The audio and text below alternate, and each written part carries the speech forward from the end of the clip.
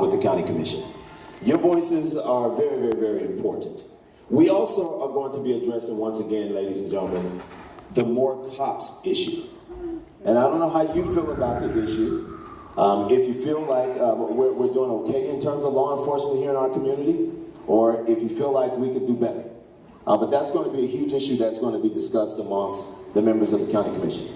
Okay? One of the things everybody's kind of buzzing about is the abrupt resignation of one of my colleagues, Commissioner Tom Collins. And the state legislature, well, not so much the legislature, but the governor. The governor will be making an appointment to fill that seat. Now, thus far, a number of people have already thrust Steve Ross and Marilyn Kirkpatrick to the top of the list.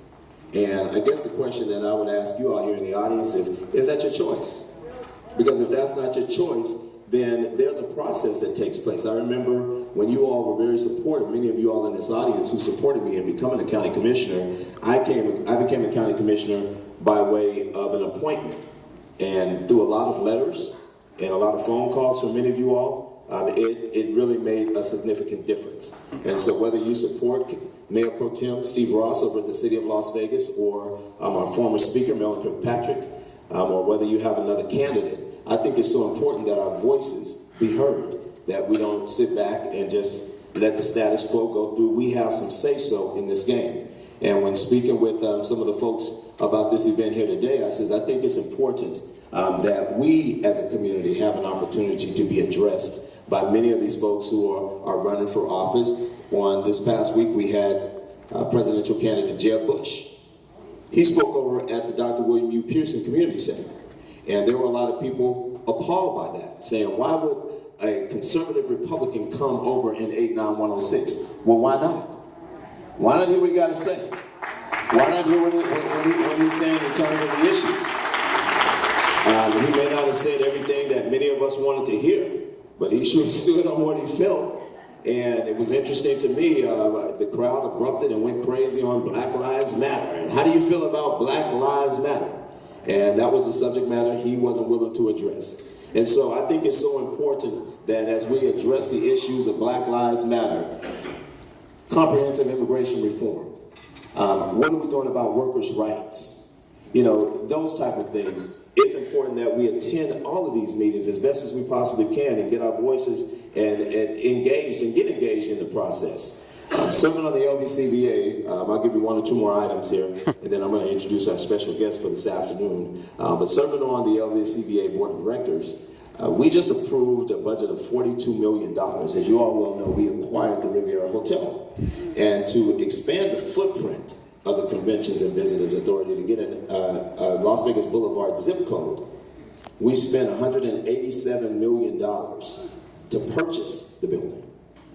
We just approved another $42 million to demolish the building. Absolutely.